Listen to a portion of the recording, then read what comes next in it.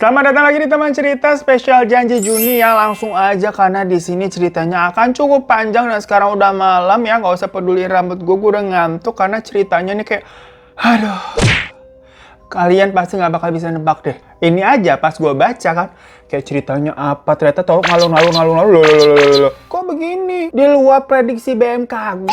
Pokoknya ini ceritanya dikirim dari teman kita namanya Adele. Sedari bayi nih Adele, itu tinggal dan diasuh sama orang tua angkatnya. Yang ternyata itu adalah tantenya. Jadi awalnya sih Adele ngiranya itu ibu bapaknya ya, tapi ternyata tantenya. Kita panggil aja di sini namanya Tante Erina, sama suaminya tuh Om Yogi. Tapi kalau Adele sih manggilnya ya Mama Erina sama Papa Yogi. Nah alasannya mereka ini mengangkat Adele, itu karena pertama, mereka berdua ini emang gak punya anak. Dan menurut cerita dari Tante Erina dan Om Yogi, orang tua dari Adele itu memang tidak mau merawat Adele karena katanya mempunyai semacam permasalahan keluarga internal. Pokoknya dibilang tuh, ibu aslinya Adele nih selingkuh terus pergi ninggalin dia waktu Adele masih bayi. Nah karena itu, bapaknya Adele nih jadi stres, mabok-mabokan, sampai ngobat yang pokoknya kacau gitulah. Makanya Adele akhirnya diasuh sama Tante Erina yang selaku adik dari bapaknya Adele. Dan Adele ini katanya juga punya seorang kakak yang nasibnya juga sama, diasuh sama keluarga yang lain. Tapi Adele ini diceritakan semua hal tersebut sewaktu dia umurnya 14 tahun. Nah selama itu juga Adele belum pernah ketemu nih kakaknya ataupun ibunya, dan bapaknya juga kayak gimana gitu bentukannya karena tinggalnya mereka emang jauh-jauh gengs. Jadi Adele ini diasuh sama tante dan omnya tadi tuh tinggalnya di daerah Tangerang. Sementara keluarga aslinya Adele nih, termasuk si Adelenya sendiri sih katanya lahir tuh di Banjarmasin, Kalimantan Selatan. Nah kenapa akhirnya Adele ini diberitahukan semua ini? Karena yang pertama, Adele ini dianggap memang sudah besar, sudah 14 tahun, dan waktu itu di umur 14 tahun Adele ini juga akhirnya memulai datang bulan di umurnya dia. Jadi awal head itu dia di 14 tahun. Nah tapi ada alasan kedua nih yang paling penting, dimana katanya kabar dari bapaknya Adele itu sedang sekarat alias lagi sakit. Nah om sama tantenya ini pengen kalau Adele mengetahui hal ini, yang takutnya nanti kalau nggak siapa tahu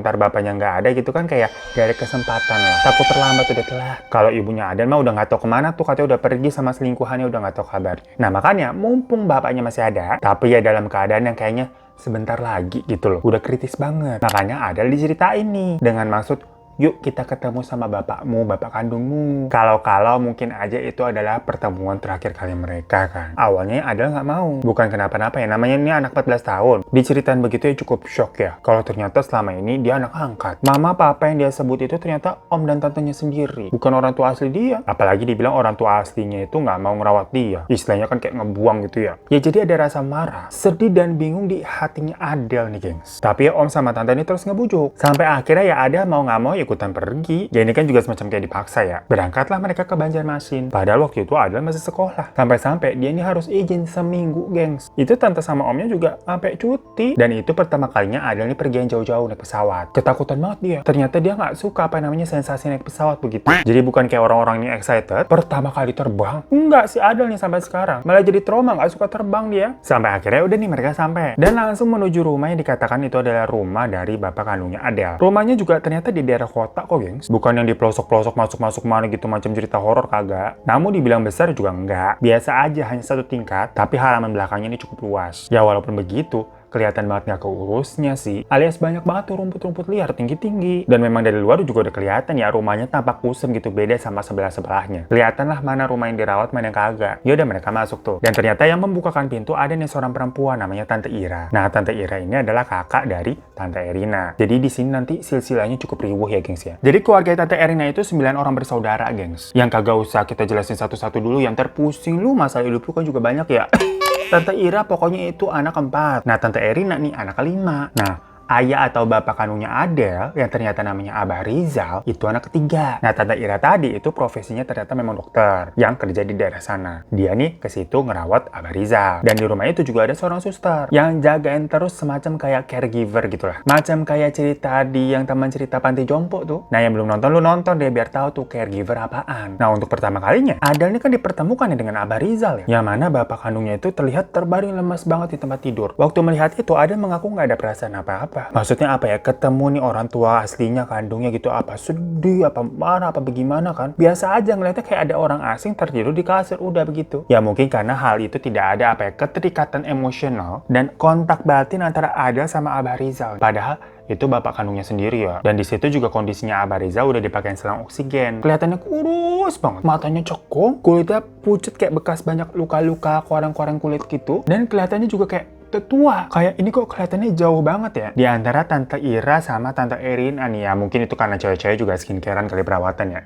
Nah, waktu Adel tuh masuk ke kamarnya Abah Rizal, si Abah Rizal kayak terbaring gak berdaya kan kayak cuman ngelirik dia doang gitu, gengs. Tante Erina sama Om Yogi nyuruh Adel nih buat cium tangan. Walaupun ada perasaan apa ya, semacam kayak belum menerima kenyataan ini, ujung-ujungnya mah Adel tetap nurut aja ya, cium tangan dia. Dan di situ Abah Rizal terlihat tersenyum. Kayak nggak bisa ngomong mungkin karena ada oksigennya ya. Nah, Tante Erina bilang nih ke Abah Rizal, semacam memperkenalkan Adel untuk pertama kalinya ini Adel gitu. Dan di situ Abah Rizal kayak ngangguk, sembari mengelus kayak wajahnya Adel tapi tangannya kayak susah gemeteran gitu. Ya Adel kayak bingung kan, diem aja dia. Bener-bener nggak ngerasa apa-apa, nggak ngerasa itu kayak itu ayahnya kan, selama ini dia taunya ayahnya itu Om Yogi. Ya udah si Tante Ira mempersilahkan kalian udah bersih-bersih dulu aja, istirahat kan baru nyampe. Mereka akhirnya diantar tuh ke sebuah kamar. Yang di rumah itu kamarnya nggak terlalu jauh-jauh ya jaraknya ya. Karena kan rumahnya juga nggak besar banget, dan kayak nggak ada siapa-siapa juga yang nginep di situ tuh. Jadi ternyata yang standby terus itu si suster yang jagain Abah Rizal. Dia tidurnya juga di kamar Abah Rizal tuh katanya tuh, jaga pakai ranjang lipet, karena memang katanya harus standby kejang-kejang terus ya Abah Rizal nih kalau malam. Ya Tante Ira sekali aja ke rumah itu ya buat ngecek dan ngasih obat. Hari itu juga memang dia datang sekalian karena kan tahu kalau Tante Erina mau datang. Jadi ya di rumah itu memang kelihatannya nggak keurus sama sekali, gengs. Selain dari luar juga emang kelihatannya nggak keurus, ternyata dalamnya juga 11-12 sama. Karena kan mungkin di situ suster kerjaannya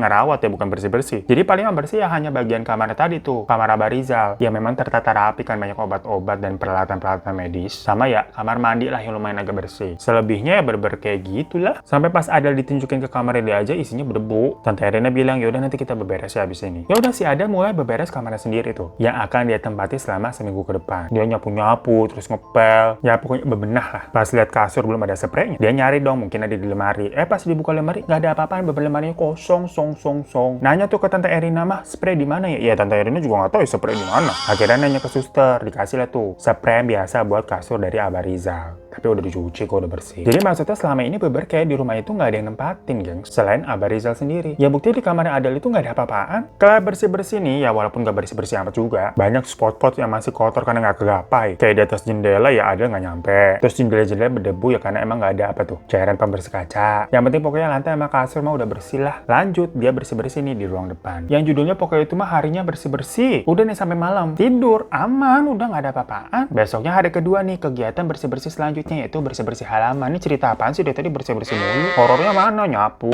mulu lu. Habis selesai dari pagi. Udah langsung tuh disuruh bantuin buat nyabut-nyabutin rumput. Tapi sebelum itu Adel disuruh dulu nengok tuh Abah Rizal. Disuruh cium tangan lagi. Biar kayak apa ya? Anak-anak sopan berbakti kepada orang tua kali ya. Ya cuman kondisinya Abah Rizal dilihat gitu-gitu aja udah sama. Baru abis itu ke belakang tuh bantuin Tante Erina sama Om Yogi. Om Yogi tuh mau potong rumput pakai parang, Tante Erina nyabut-nyabutin sebisanya, dan ada yang ngumpulin tuh buang ke tempat sampah. Sampai 4 plastik gede, gengs, itu sampah rumputnya banyak banget. Capek banget katanya, mana panas-panas siang-siang ya. Lagi-lagi lah, untung nih cerita lu, Del, bukan gua.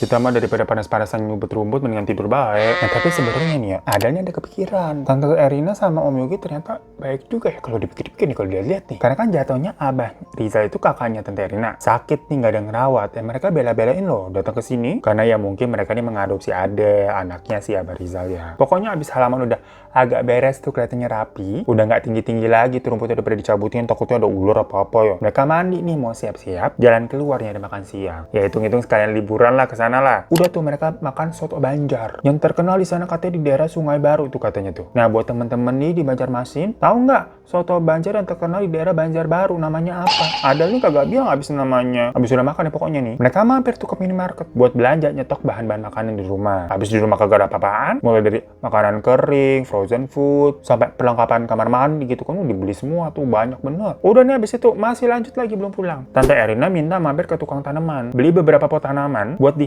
halaman katanya biar cantik begitu. Beli mawar, beli anggrek, gelombang cinta, lidah mertua, monster lah semua dibeli. Sampai mereka kan nyewa mobil tuh Avanza. Kursi paling belakangnya itu baris ketiga tuh sampai harus dilipet, isinya barang sama tanaman semua. Udah nih pas mereka pulang, ternyata ada mobil terparkir. Yang dilihat itu kayak bukan mobilnya Tante Ira yang kemarin sih. Ternyata benar itu keluarga lain dari keluarganya Tante Erina, yaitu kakak nomor 2. Jadi berarti ini kakaknya Tante Erina sama kakaknya Abah Rizal ya. Nah mulai mumet kan lu ya. Ada tuh namanya Tante Hera. Di situ Tante Hera nggak sendiri. Ada anak perempuan lain yang kira-kira umurnya berapa tuh, 18-20 tahun lah dilihat-lihat. Yang ternyata itu adalah kakak kandungnya si Adel. Tuh kan katanya Adel kan punya kakak ya, namanya Anita. Adel ketemu Anita ya kayak awkward-awkwardan. Tapi kan tetap udah dikenalin nih mereka berdua nih kakakmu nih adekmu. Dan akhirnya Anita duluan tuh yang kayak ngajak ngobrol tuh ke Adel. Ternyata Anita ramah gengs, baik. Sambil bantu-bantuin ngangkatin belanjaan tuh yang banyak banget. Anita ngajak ngobrol. Gimana udah ketemu Abah? Ya maksudnya Abah Riza. Ya udah kata Adel kan semenjak kesini langsung diketemuin. Adel nanya tuh sejak kapan? Kak Anita tahu kalau kakak ini adalah anak kandungnya Abah Rizal juga. Kak Anita jawab ya sekitar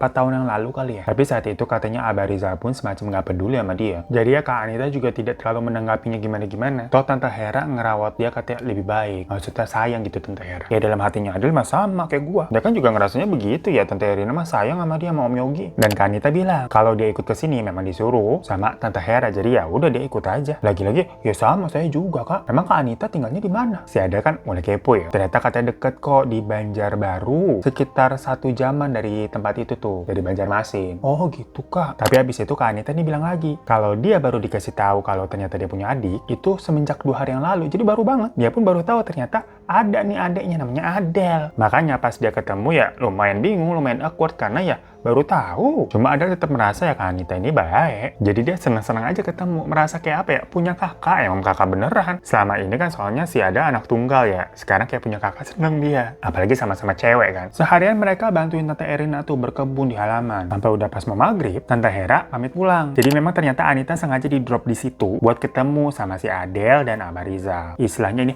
keluarga ini dipersatukan gitu, kayak tali kasih. Bu Hera juga rumahnya kan nggak jauh-jauh banget tadi tuh, katanya di Banjarbaru sejam doang. Dan di rumah itu udah kagak ada kamar lagi masalahnya. Anita pun tidurnya sekamar nih sama Adel nih, gelaran di kasur bawah. Ya cuman kan Adel ngerasa nggak enak ya, saya adek gitu kan maksudnya di atas. Dia bilang udah aku aja Kak di bawah. Tapi Anita menolak. Akhirnya mereka sepakat ya udah deh gantian. Jadi malam ini Adel tetap di atas, nah besok baru di bawah terus gantian dan selanjutnya pokoknya gitu ya Adel ya. Malam harinya nih si Adel itu kebangun karena dengar ada suara-suara yang ternyata Kak Anita ini kayak lagi berdoa. Tapi berdoanya itu kan di bawah ya, terus ngadep ke arah kasurnya Adel. Cuman ini berdoanya bukan kayak lagi sholat ataupun kayak berdoa Kristen gitu, enggak. Si Adel juga nggak tahu ini Kak Anita agamanya apa ya sebenarnya. Dia nggak nanya-nanya kan, kayak nggak sopan. Cuman kan tetap aja dikira ini lagi ibadah. Jadi Adel lanjut tidur tuh tapi balikin badan. Jadi dia munggungin Kak Anita. Besok harinya semua seperti biasa. Tapi hari itu mereka kedatangan saudara lain nih, yaitu anak ke-6 dan ke-7. Ada namanya Om Dimas sama Om Yan. Yang sama pada mau datang ke situ jengukin Abah Rizal kakak mereka. Adel sama Anita tentunya disuruh kenalan tuh ya, basa-basi lah pertemuan keluarga. Tapi ada saat dimana semua orang nih masuk ke kamarnya Abah Rizal. Sementara Adel sama Anita ya berduaan aja tuh. Mereka ngobrol di dapur sambil nyiapin makanan. Adel bilang berarti ini yang belum datang itu anak pertama, anak ke-8 sama ke-9 ya? Si Anita bilang kayak, iya kali ya, aku juga nggak terlalu tahu silsilah keluarga sini, katanya gitu. Mereka nih kayak memprediksi ya mungkin besok kali ya pada datang ya? Atau ya lusa. Karena sebelumnya nih sesekali mereka ini mendengar obrolan-obrolan kayak pada ngomongin Abah Rizal nanti kalau emang nggak ada mau disemayamkan di mana gitu loh. Dan tampaknya memang umur dari Abah Rizal ini nggak lama lagi. Cuma ya untuk detailnya mereka nggak tahu karena ya sungkan lah kalau mau nguping-nguping. Dan hari itu ternyata 2 saudara tadi tuh yang datang belum pulang-pulang tuh pada udah malam. Mereka masih pada asing ngobrol aja gitu di ruang depan. Sampai-sampai jam 8 malam, Tante Ira sama Tante Hera datang juga ternyata. Pada ngumpul tuh jadi mereka. Nah, Kak Anita tentunya nyamperin Tante Hera dong berduaan tuh mereka. Ikutan ngobrol di ruang depan. Sementara Adel yang masuk ke kamar. Karena dia kayak gak nyaman aja, gak ngerti mau ngomongin apa. Gak enak dia ketemu sama banyak orang yang baru-baru kenal gitu. Sampai jam 9 kayak didengar-dengar masih ngobrol tuh. Ya udah Adel duluan tidur. Tapi tahu-tahu dia terbangun nih. Karena mendengar ada suara-suara seperti orang berdoa. Persis kayak kemarin tuh yang suaranya Kak Anita. Tapi kali ini pas dilihat Kak Anita belum ada di kamar, dia belum masuk. Dan suara itu kayak dari banyak orang, nggak satu orang doang.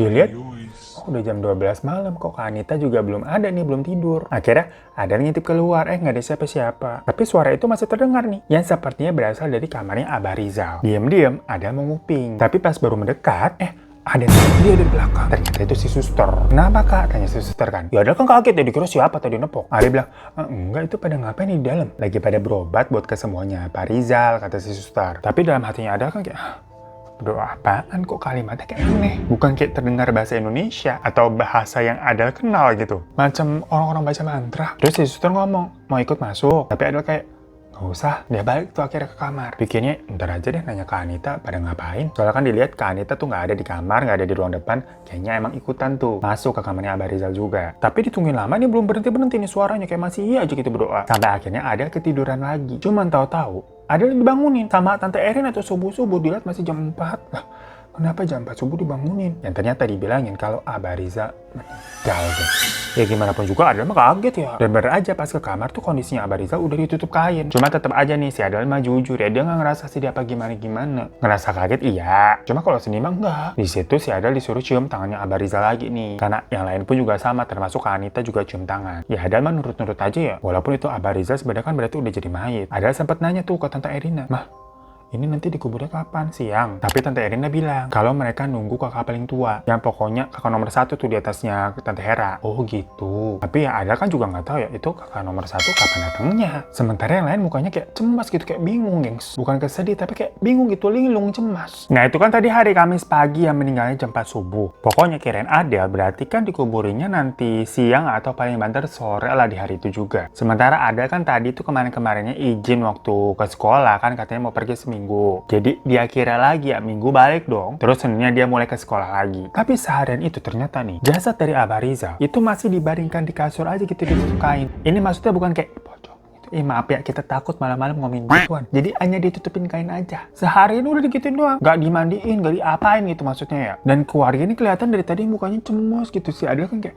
pada kenapa sih nih? Gak ada juga apa semacam doa bersama manggil siapa gitu kayak. Sampai si Adel ini mendengar percakapan dari Tante Hera nih ke orang-orang yang ada di rumah itu. Besok baru bisa jalan, gak dapet tiket di hari ini. Nah Om Dimas di situ tuh bilang, lagian situasi kayak gini malah jalan-jalan ke luar negeri. Mentang-mentang paling tua, paling dibutuhkan. Sudah, ya mau gimana lagi? Kita tunggu saja, kata Tante Erina tuh. Terus nyampenya kapan? Ya dia bilang Sabtu sih sesuai rencana. Ah mepet banget. Memang masih bisa kalau prosesnya lewat dari Sabtu? Ya enggak, nanti kita mulai sajalah kalau dia belum sampai. Nah kejanggalan pun Adel rasakan mulai dari sini. Karena seharian itu orang-orang ini terlihat beraktivitas seperti biasa. Tante Hera juga akhirnya pulang membawa Anita, Om Dimas, Om Yan juga pulang, serta Tante Ira juga akhirnya pulang. Jadi di rumah keadaan seperti semula lagi tuh. Hanya ada dan keluarganya, suster, sama juga si jasadnya. Om Rizal yang masih dikituin aja. Adel kan masih bingung ya kenapa ini nggak dikuburin sih. Tapi akhirnya nanya nih ke Tante Erina. Dijawab kayak, udah nanti aja ya mama lagi pusing katanya gitu. Ya Adel diem ya digituin. Malamnya Adel tidur lagi tuh sendirian di dalam kamar. Belum ada sempet apa tuh tukeran sama Kak Anita kan janjinya kemarin katanya mau tukeran atas bawah. Lah udah pulang duluan. Nah pas lagi tidur Adel nih mimpi kalau dirinya itu pakai baju pengantin di kaca. Wih terlihat cantik. Cuma dia nggak kepikiran kenapa mimpinya begitu ya. Ya namanya mimpi kan suka random. Yang jelas dia happy aja gitu ngeliat dia di kaca kayak wih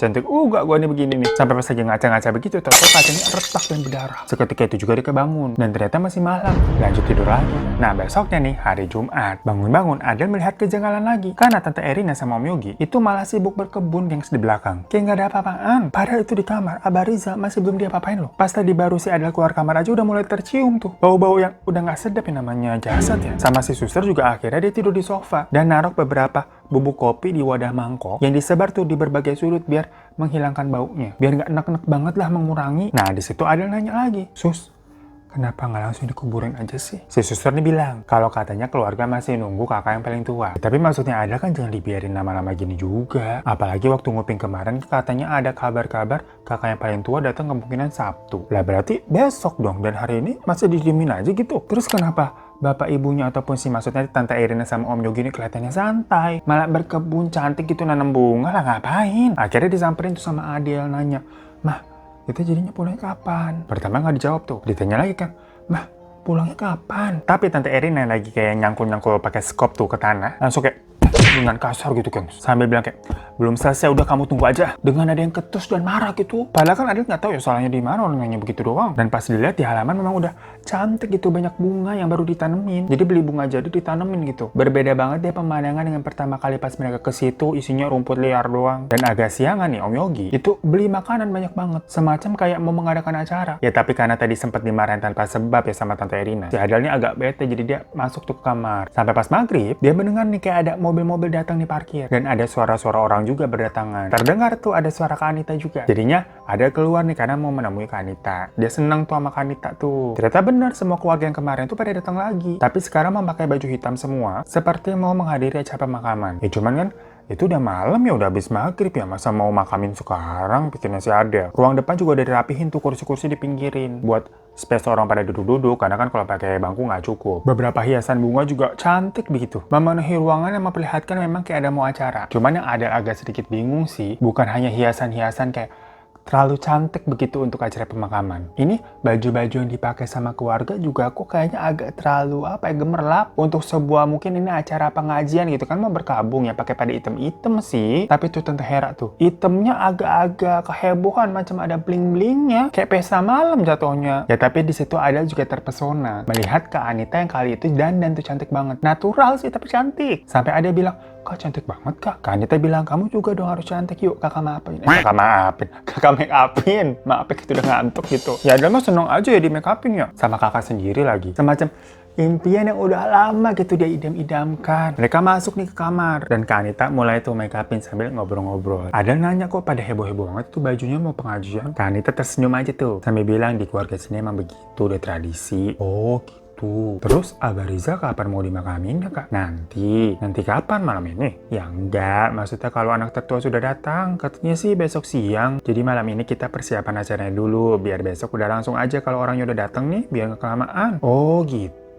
Ya udah tuh si Adele ngeliat tuh dirinya di kaca, ih cantik. Tapi ini nggak ketebelan Kak. Ya maklum sebelumnya dia nggak pernah dandan sama sekali ya tuh si Adele. Ada yang bilang jangan tebel-tebel lah Kak. Tapi kata Kak Anita nggak tebel kok, ini seger kelihatannya. Buah kali ya seger. Cuma menurut Adele mah enggak, itu tebel. Sampai pas diolesin lipstik lah merah banget lipstik gincunya tuh. Ya udah habis itu mereka kan keluar dan terlihat semua orang duduk tuh lesehan. Ada sama Anita ikut bergabung. Mereka dikasih kayak apa ya, semacam kertas fotokopian yang dijepret gitu jadi kayak buku kecil yang isinya bacaan-bacaan tulisannya kayak ini apa ya, ada nggak ngerti. Tulisannya sih Latin, tapi bukan bahasa Indonesia. Pas ada kayak kebaca gitu, kayak kebingungan, si Anita tuh bisikin, itu bahasa Banjar. Udah kamu diem aja, nggak ikutan juga nggak apa-apa. Katanya Kak Anita begitu. Ya udah dari situ semua orang nih membaca kan kata-kata yang ada di kertas tadi. Sekali ada kayak ngikutin gitu, tapi mulutnya kayak kaku gitu, nggak bisa melafalkan kalimatnya. Sampai jam 11, mereka selesai tuh. Dan pada pulang lagi. Nah, Adele kembali tuh sendirian di dalam kamar. Dia menghapus make upnya. Habis itu tidur dan nggak ada apa-apaan. Jadi emang sedari tadi nih ya, ceritanya kayak kagak ada apa-apaan gitu. Di mana horornya kita nungguin. Dari awal bebersih rumah, bebersih halaman, bebersih make up gitu. Bersih-bersih mulu. Mana nih cerita horornya? Nah pokoknya pas bangun nih, Adele kebangun tuh inget banget nih jam 8 pagi tuh, Sabtu. Tidurnya menyenyak. Dan dari tadi kita nungguin cerita horornya kagak ada. Keluar kamar tuh, rumah kelihatan mah udah rapi. Sisa-sisa kemarin orang pada banyak datang, itu dibersihin semua tuh. Mungkin Tante Erina, Om Yogi sama suster pagi-pagi beresin kali. Dan terlihat kembali tertata gitu dengan bunga-bunga yang disemprot-semprotin lagi tuh sama Tante Erina biar nggak layu, biar tetap fresh. Sekitar jam 11-an, satu persatu nih, keluarga yang kemarin datang lagi, lengkap. Dan kali itu semua orang pakai baju merah semua. Ya setelah Adele kan nih hari Sabtunya nih rencana si Abah Rizal mau dikubur. Karena katanya anak tetua kan pulangnya Sabtu nih. Tapi kenapa pada pakai merah-merah begini siang-siang pula? Apakah kejedor? Betul aja nggak lama anak tetua tuh datang tuh. Bapak-bapak gitu kelihatan mah udah tua sih, tapi kayak masih perlente, heboh sendirilah pakaiannya. Lu bayangin bapak-bapak pakai kemeja merah, celananya putih, sepatunya kayak sepatu LV tapi kayaknya tuh kelihatan banget KW-nya katanya begitu. Ih, sempat aja ngegosip si Adele ya.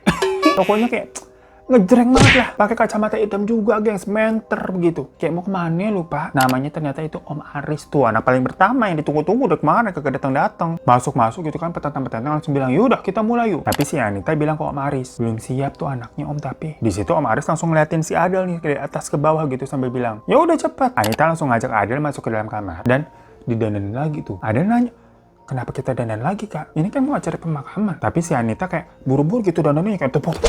Kalau kemarin kayak slow, lembut itu kan kayak MUA beneran. Nah kali ini kayak kasar banget gitu gengs. Sampai Adele kayak kesusupan bedak terus gitu bersin-bersin. Kesian ya. Nah lagi-lagi hari itu menurut Adele make upnya cukup menor untuk sebuah acara pemakaman. Setelah selesai mereka keluar nih dan acara dimulai lagi. Jasad Abah Rizal itu dibawa ke tengah ruangan dan mulai dimandikan. Tapi di sini semua keluarga ikut mandiin dengan cara nyiramin air gitu dari gayung yang penuh bunga ke tubuhnya Abah Rizal. Ya Adele nggak ngerti ya karena sebelum-sebelumnya dia juga nggak pernah melihat proses memandikan orang mati begitu. Ini pertama kalinya. Pokoknya dilihat setiap orang nyiramin pakai gayung terus nyium tangannya Abah, dikira emang begitu prosesnya. Sampai akhirnya udah giliran si Adele yang paling terakhir tuh nyiramin air kan dari pakai gayung terus gitu terus ikut cium tangan. Tapi pas dia mau balik karena kan udah selesai berarti gilirannya ya. Satu orang yang satu giliran aja nyiramnya. Tante Erina menyuruh Adele udah kamu tetap di situ aja. Siram sekali lagi, kata gitu. Ya Adel nurut lagi kan, siram tuh, seret. Nah tapi yang paling bikin Adel kaget, dia disuruh minum airnya, gengs. Jadi air basuhan tuh, seret, yang netes,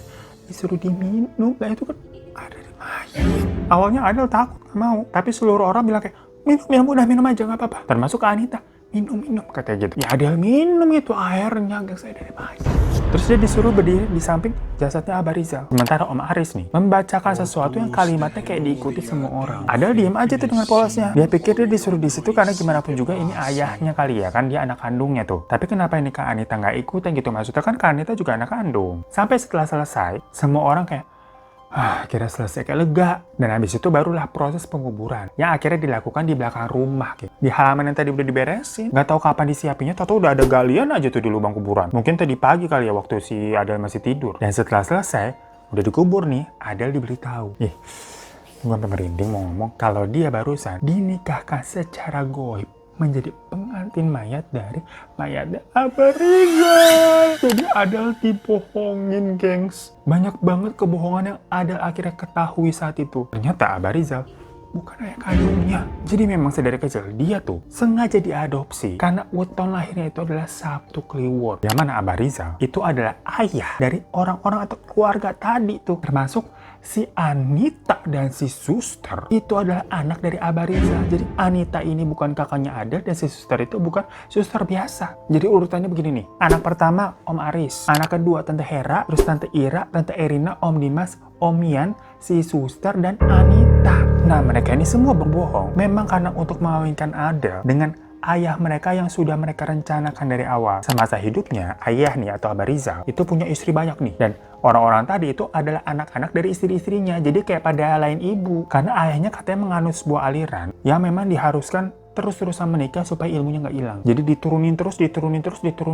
Dan ayah itu berpesan jika nanti dia meninggal, dia tetap harus dikawinkan dengan perempuan kelahiran Sabtu Weton. Kalau tidak, katanya nanti keluarganya bisa kena bala atau kena apa gitu. Jadi sedari awal, beberapa anak-anaknya itu, termasuk Tante Erina, itu sengaja nih mengadopsi nyari anak kelahiran Sabtu Kliwon, yang semacam dipelihara untuk nanti kayak istilahnya diternak gitu, dikawinkan, gengs. Pokoknya belum dapat anak atau belum punya adopsian, itu si Tante Ira, si Suster, Om Dimas sama Anita. Ya karena nyari bayi yang untuk diadopsi kelahiran Sabtu Kliwon kan susah ya. Dan kalau Anita jatuhnya masih muda, jadi belum bisa adopsi emang. Dan kebetulan pas Abah sekarat nih, yang siap dipanen itu si Adel. Sedangkan anak-anak adopsian dari orang-orang masing-masing nih, itu belum cukup umur. Kayak ada adopsiannya anaknya Tante Hera tuh, itu masih 9 tahun. Karena mereka kan mulai adopsinya terus dapetnya itu kan beda-beda ya mulainya. Jadi lah ya udah Adel yang dikawinkan pada saat itu. Nangis-nangis tuh Adel tuh pasti kasih tahu. Dia kan kayak takut ini kayak kok hidupnya kayak gini? Dan lebih parahnya lagi, setelah semua itu si Adel nih ditinggalin di rumah tuh sendirian. Termasuk si Tante Erina sama Om Yogi juga pulang. Jadi si Adel nih disuruh tinggal di rumah itu sendirian, macam kayak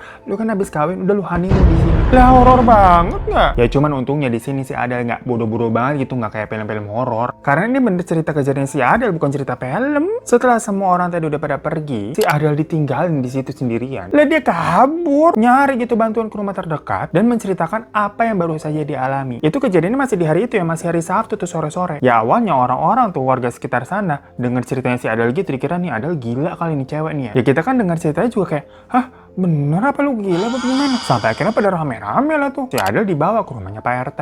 Didudukin, ditanya gimana kronologinya. Diceritain sama Adel dari A sampai Z. Akhirnya si Adel dibawa lah ke kantor polisi. Karena warga di sana juga bingung nih harus gimana. Sama polisi dicarilah keluarga yang dimaksud nih. Yang mana kan orang tua asuh angkatnya si Adel berarti Tante Erina sama Om Yogi kan. Tapi ternyata mereka ini udah di bandara nih, udah di dalam pesawat. Akhirnya keluarga yang lain tuh, si Tante Ira yang dokter, dipanggil datang-datang ke kantor polisi. Panik tuh Tante Ira, heboh. Sampai jadinya kasus, gengs. Ini panjang prosesnya. Tapi yang kena pokoknya akhirnya ya Tante Erina sama Om Yogi tuh yang diproses hukum karena dianggap telah menelantarkan anak. Karena dia kan mengadopsi Adel nih dari resmi panti asuhannya. Menelantarkan anak angkat jatuhnya, gengs. Dan satu keluarga itu sebenarnya dianggap ya sesat. Cuman yang memang bisa dijerat secara hukum itu ya Tante Erina sama Om Yogi. Karena permasalahan anak adopsi tadi kena Undang-Undang Nomor 35 Tahun 2014 kalau nggak salah. Tentang perlindungan anak gitulah. Yang harusnya itu gitu-gitu tuh bisa dipenjara maksimal 15 tahun. Tapi itu pun kalau kalau yang terberatnya ya misalkan si anaknya itu sampai dianiaya ataupun meninggal. Cuman kan ini enggak ya, jatuhnya si Adele tuh dinikahkan dengan mayat di umurnya 14 tahun belum umurnya. Ya ini aja emang udah abnormal. Terus ditinggal gitu aja. Ya untungnya tapi kan si Adele langsung kabur ya, jadi baru sehari. Tapi tetap aja kasusnya alot. Sampai akhirnya Tante Erin dan sama Om Yogi itu sempat dipenjara selama 9 bulan. Jadi nggak 15 tahun juga sih. Dan hak asuhnya dicabut. Ya mungkin ya si keluarga ini, Tante Erin dan lain-lain tuh nggak ngerti atau kurang matang juga rencananya, gue kurang paham. Soalnya kan sebelumnya si Abah ini memang menikahi banyak wanita dengan keadaannya hidup. Berarti kan wanita-wanita juga emang mau ya sampai pada punya anak tuh. Tapi Adele juga nggak tahu kehidupan dari wanita-wanita itu gimana. Nah waktu Abah udah meninggal, barulah pertama kali ini mereka menikahkan wanita yang memang sengaja diadopsi dari kecil untuk dinikahkan. Kalau nanti abahnya meninggal, kejadian deh tuh. Abis siapa emang kalau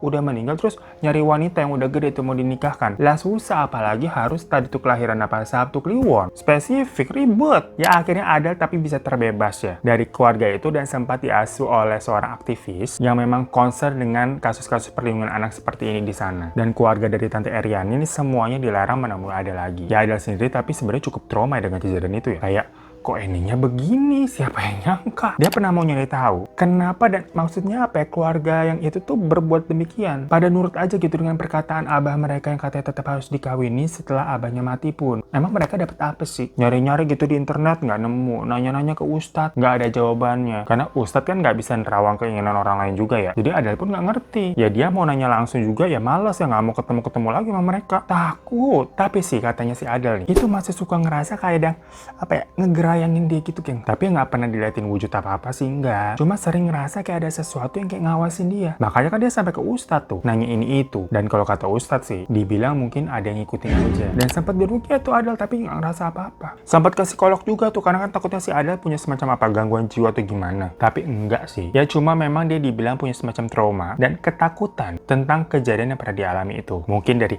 alam bawah sadarnya dia jadi kayak ngerasa sesuatu. Sampai pernah sampai setahun Adele ini mengkonsumsi obat dokter untuk ngilangin kecemasannya dan biar bisa tidur juga. Karena kalau enggak nih, dia ngerasa tuh kayak badannya apa ya, dipegang-pegang dan maaf nih, kemaluannya terasa sakit. Ya dia parnonya kan kayak lagi digituin kalau denger-denger cerita-cerita begitu ya. Abis mau berontak gimana, nggak ada sosoknya apa-apa, kayak gini-gini juga nggak ada siapa-siapa kan. Ya takutnya Adele tau-tau hamil aja gitu, dihamilin jin kayak di film-film. Tapi lagi-lagi kan untungnya ini bukan film ya. Ya jadinya sih nggak hamil kok. Dan sekarang Adele sudah menikah. Cuma memang belum punya anak. Nah waktu nikah nih sempat ada dramanya juga. Nikahannya mereka kan di outdoor. Itu ada angin kenceng banget. Sampai ngerusak dekorasi dan panggung gengs. Dan sampai sekarang pun katanya Adele sering merasa ada gangguan-gangguan gitu sedikit-sedikit. Cuma nggak tahu itu apakah ada hubungannya dengan kejadian yang waktu itu ini. Atau ada hal-hal yang lain juga. Pokoknya hal yang paling sering dialami itu kalau malam Sabtu. Maaf ya nih.